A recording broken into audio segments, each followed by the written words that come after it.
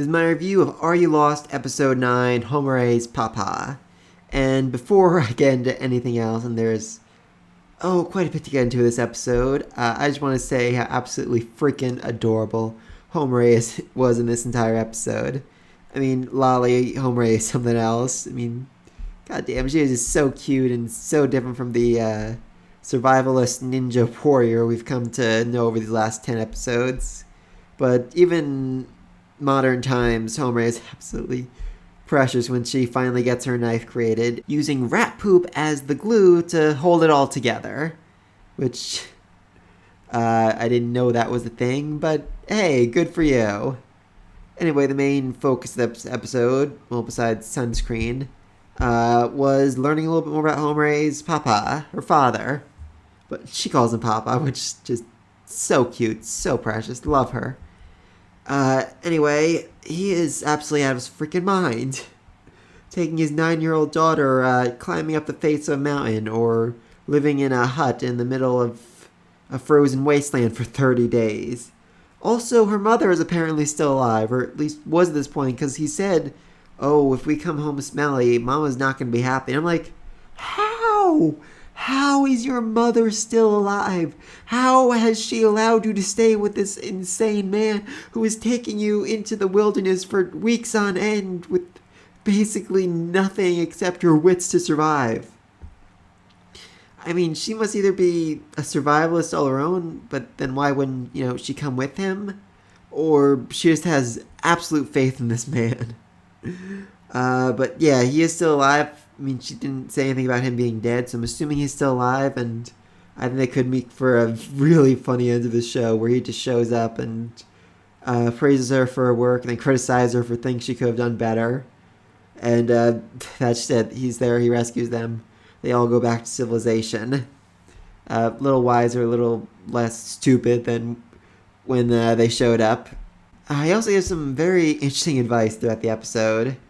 My personal favorite is him telling her that when climbing a mountain, if she has to pee, she should just wet herself. Which, makes sense with rock climbing. I kind of doubt, you have the ability to take off your pants without risking your life. I doubt there's like I said, taking off your pants would be impossible, but like navigating a bag or a bucket under you while you do your business, yeah, that seems pretty hard to do. Probably, he's probably right. Probably better just to wet yourself. So, okay, I guess so. But his other piece of advice is literally the foundation for her entire character.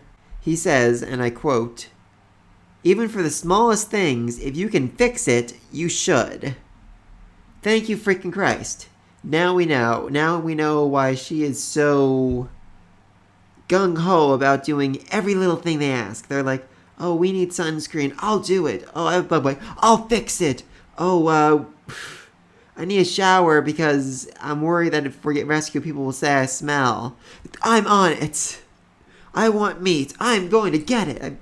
Time and time again, she has listened to these selfish little babies demand and cry and beg for stuff and just marched right towards it, even if it hurt herself, even if it risked her own life, just because that was what her father told her to do. And in a way, I get what he's saying, little things lead to big problems. Like if you're in a survival situation and you're uncomfortable or you have a small wound, if you don't take care of it, you get infected. Or, for example, I was once sitting in an uncomfortable position. I had my foot on like this hard piece of plastic, but I didn't really pay much attention. I was busy with other stuff, and by the time I noticed, like half an hour later, I lifted up my foot and there was a blister like this big on the bottom of it, which required about a year of medical treatment to finally fix. So, yeah, he's not wrong about that. Little things, if you ignore them, lead to very, very big problems. Oh, that was probably the stupidest mistake of my life. And you're talking to a guy that got third-degree burns from mashed potatoes. Anyway, so, yeah, that's basically her entire character motivation. Doing whatever it is they ask because she's worried if she doesn't take care of it now, it'll become a bigger problem down the road and risk all of their lives. Or just give them such a bad mood they don't feel like doing anything and they are overall less productive. not the worst advice.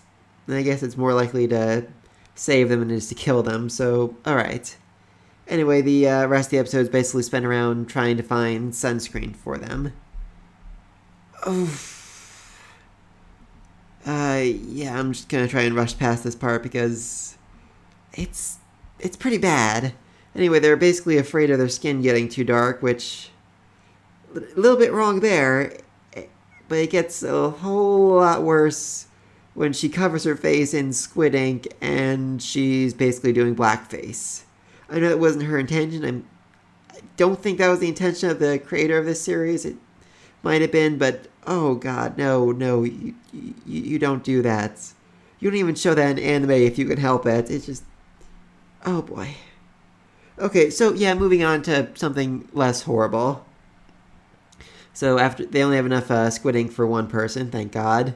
So their next solution is to use the fatty substance from seaweed and basically make a slimy substance to rub on their skin, but of course this person drops the slimy substance on Homare, which of course leads our resident athlete to rub their near naked bodies across each other, because that's how logic works. I mean, as soon as I saw this stuff, I'm like, oh yeah, I see this coming. It's gonna fall on her. I'm like, hey, it did. Did not see the next thing happening though. I have to say that was a step above what I was expecting to happen. So yeah, that was something else right there. All right. That was basically the whole episode. She tried something else, which was basically a squid's liver, something to do it, but it was too smelly, so she wouldn't really use it. But that was all about it. She basically ended the episode saying that these were all lessons she learned from her papa, and we're like, oh, she's a daddy's girl, which yeah, she is. I mean, like I said, him showing up to save her would be the absolute funniest thing in the world. I literally could see him saying, yes, you did this is correct, but what she didn't realize was you could also done that. And she's like, oh, I'll use this next time. They're like, wait, next time? This is going to happen again? Which, again, no idea how popular this series is, but maybe it'll get a second season. Again, I'm not even sure how many episodes this is supposed to have right now, but if anyone knows, let me know in the comments down below. Next episode is called Honey Bees or something along those lines, so I'm guessing it's them finding honey. That makes sense. I learned from that time I got reincarnated slime that honey is basically the sweetest thing you can eat in the wilderness situation, so if they can find it, that's really improves their, living situation. How they're actually going to get away from the bees, that's a whole other story. I mean, they used the rat poop glue to essentially make torches earlier, so I could certainly see them using that to smoke out the bees. Smoking bees calms them down so you can get the honey from them. Not sure how successful that will be. I'm assuming it's going to end very badly. At least one of them's going to get a bee sting. Oh, also, our resident nerd got a horseshoe bite, and Homare fixed it using the sap of dandelion, I believe. That was interesting. I did not know that was a thing, and very useful to know. But yeah, let me know what you think in the comments section down below. What did you think of this whole episode? Some good, some bad, some really very bad. Be sure to like, subscribe, and until next time, Peace.